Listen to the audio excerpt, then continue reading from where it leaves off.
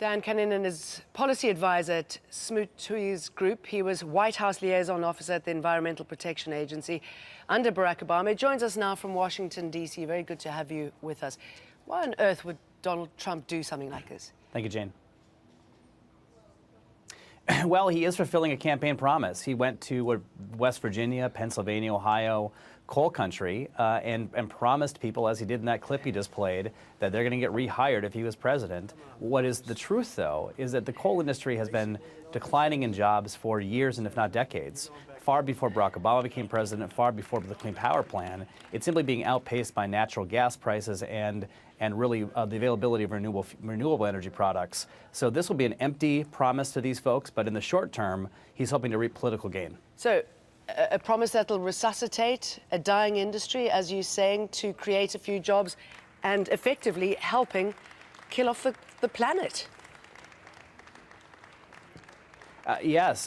Sean Spicer, the press secretary to Donald Trump, said today in his briefing that they're trying to prove that the economy and the environment can work together well. This does the opposite. He's proving that you can destroy the economy and destroy the environment at the same time. There are more than 600,000 renewable energy industry jobs in this country.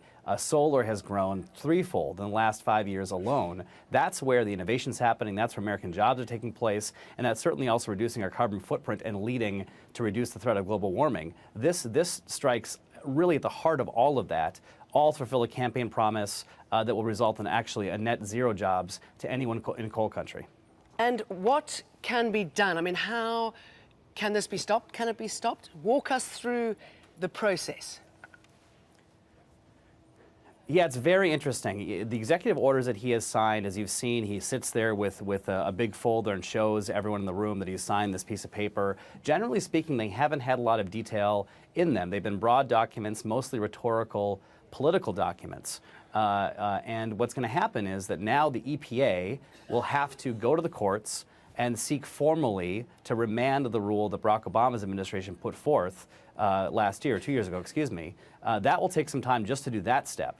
And even if the courts are successful in saying, yes, we'll remand the rule, it's going to mean another years or longer to issue a new rule to replace the Clean Power Plan, because ultimately, EPA has done this not just because Barack Obama wanted to lead on climate change, but because there's an obligation under our Clean Air Act to regulate for pollutants. They've found that carbon is a pollutant. They have to have a regulatory scheme in place.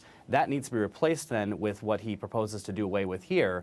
It's going to take some time and be a long, painful legal and political process. So there is some hope that with some legal pressure and political pressure, we can still hold the line and retain some of the gains that we've made in the Obama administration. But I worry deeply about what this says about our global leadership, our standing in the world. Yeah, I was going to ask you about that. Long process, but the immediate impact on America's reputation in this area. Yeah, that is really where the hit is. If you're looking for partners abroad who we push to the table at the Paris Climate Accords to stand with their commitments, and we're backing off of ours almost immediately, that is a dangerous and slippery slope at a time when the planet can't afford to wait much longer to act decisively on climate change. Thank you very much, Dan. Good to have you with us.